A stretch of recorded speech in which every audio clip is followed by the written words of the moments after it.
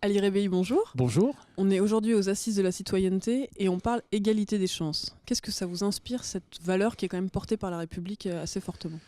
L'égalité des chances, l'égalité c'est quand même un vœu pieux, parce que j'ai parfois l'impression que, évidemment, il y a une ligne de départ, nous sommes censés être égaux devant cette ligne de départ républicaine, mais disons qu'il y a, on est certains à porter des sacs de 5, 10, 15, 20 kilos qui font en sorte qu'on est sur cette ligne de départ moins égaux, voyez, et voilà, donc c'est un vœu pieux.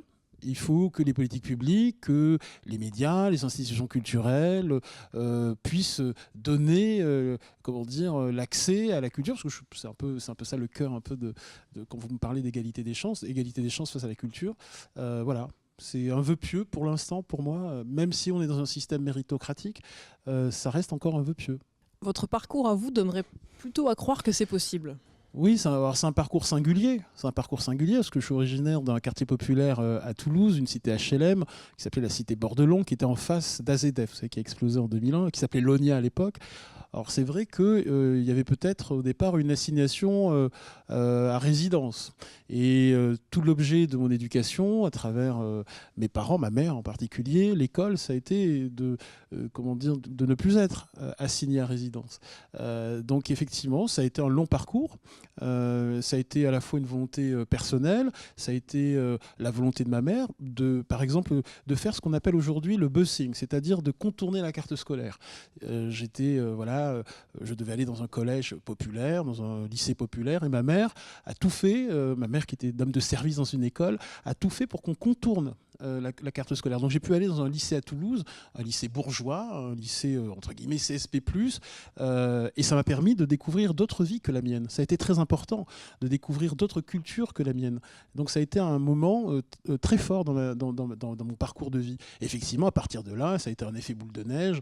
Il y a des tas de choses qui ont fait que je me suis ouvert et que j'ai pu sortir de mon quartier populaire. Donc ça veut dire qu'en fait, il faut des stratégies pour contourner, entre guillemets, le système éducatif français ? En tout cas, sur mon exemple singulier, ma mère a contourné la carte scolaire. Elle a une stratégie qui était pas. Elle n'avait jamais lu Bourdieu, elle n'a pas lu la distinction de Bourdieu.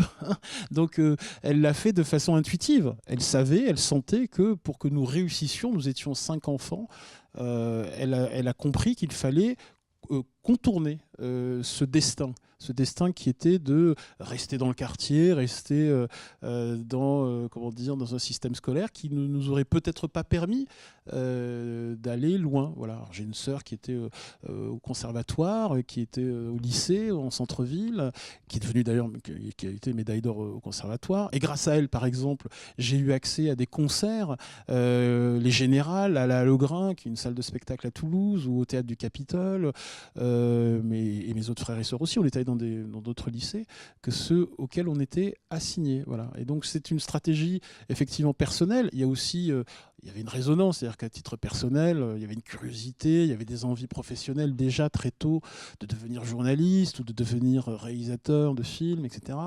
Donc effectivement, oui, il y a ça. Et puis il y a aussi la chance, il y a le facteur chance aussi de faire les belles rencontres dans sa vie. Voilà. Dans ce que vous dites, on entend aussi l'importance de la culture pour s'extraire de sa condition sociale, parce qu'on parle quand même de ça et de pouvoir accéder à ce dont on a envie, donc par exemple journaliste ou réalisateur. L'accès à la culture, c'est un vecteur important ? Oui, c'est un vecteur important quand la culture n'est pas un objet de distinction sociale au sens de Bourdieu ou de domination sociale. Moi, la culture que je défends et qui m'a permis de m'élever au-delà de ma condition, c'est une culture qui m'a nourri, qui a modifié le regard sur moi, le regard sur les autres, sur le monde, sur la société. C'est quand la culture est un outil de transformation, quand c'est un objet esthétique, évidemment, bien sûr, mais quand au-delà de ça, c'est quelque chose qui vous transforme de l'intérieur. Voilà. Et donc, votre question, rappelez-la moi. Que c'était un vecteur pour pouvoir s'extraire de sa condition. Oui, bien sûr, c'est un vecteur très puissant. Je prends l'exemple souvent du Masque et la Plume, l'émission mythique de France Inter, que j'ai commencé à écouter en 1989. J'avais 16 ans. Je faisais mes rédactions le dimanche, péniblement, et j'écoutais le Masque et la Plume. Et j'étais un auditeur assidu, un auditeur fanatique du Masque et la Plume. qui à la fois m'a ouvert des horizons absolument merveilleux, par cette manière de parler des films, des livres, des pièces de théâtre que je ne verrai jamais. Et donc, ça a été un instrument extraordinaire, qui d'abord a suscité encore plus cette vocation de devenir journaliste, et puis c'est qui m'a fait découvrir des œuvres, des films, des réalisateurs, des auteurs absolument extraordinaires. Et cette émission-là, singulièrement, a eu un très grand rôle dans ma vie personnelle. D'ailleurs, après, j'ai eu la chance de rencontrer Jérôme Garcin, qui est devenu un ami. Et donc, cette émission a été importante. Voilà. Et puis, évidemment, les professeurs, les bibliothèques municipales qui ont joué un grand rôle dans ma vie, etc. Voilà. Mais après, c'est aussi une question volontariste, une question de volonté personnelle aussi. Voilà. Peut-être qu'en moi, il y avait aussi ce besoin-là.